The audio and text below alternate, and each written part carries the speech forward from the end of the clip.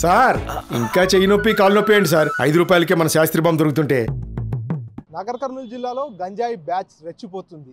అడ్డు అదుపు లేకుండా గంజాయి విక్రయాలు కొనసాగుతున్న నేపథ్యంలో గంజాయి మత్తులో యువకులంతా కూడా ఊగుతున్నటువంటి పరిస్థితి. గతంలో కూడా గంజాయి బ్యాచ్ చేసినటువంటి ఆగడాలు ఎన్నో చూసాం. ప్రస్తుతం తాజాగా చూసుకున్నట్టయితే నిన్న రాత్రి ఏదైతే నాగర్ కర్నూలు జిల్లా కేంద్రంలోని రామ్నగర్ కాలనీ వద్ద ఉన్నటువంటి ఓ రైస్ మిల్ దగ్గర సందీప్ అనేటటువంటి వ్యక్తి మూత్ర విసర్జనకు వెళ్ళడం జరిగింది.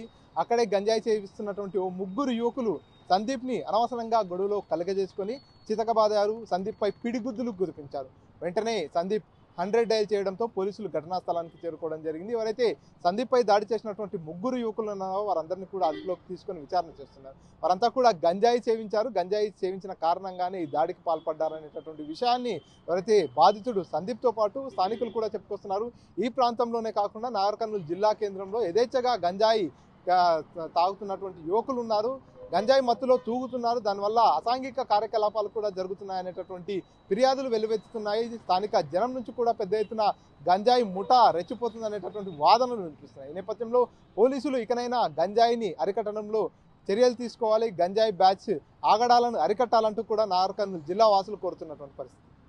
కెమెరా పర్సన్ నర్సింగ్ రెడ్డితో మణికంఠ, RTV, మహబూబ్ నగర్. మరిన్ని వీడియోస్ కోసం ఛానల్ ని సబ్స్క్రైబ్ చేయండి. లేటెస్ట్ అప్డేట్స్ కోసం వాట్సాప్ ఛానల్ ని ఫాలో అవ్వండి. ఆ లింక్ డిస్క్రిప్షన్ లో ఉంది.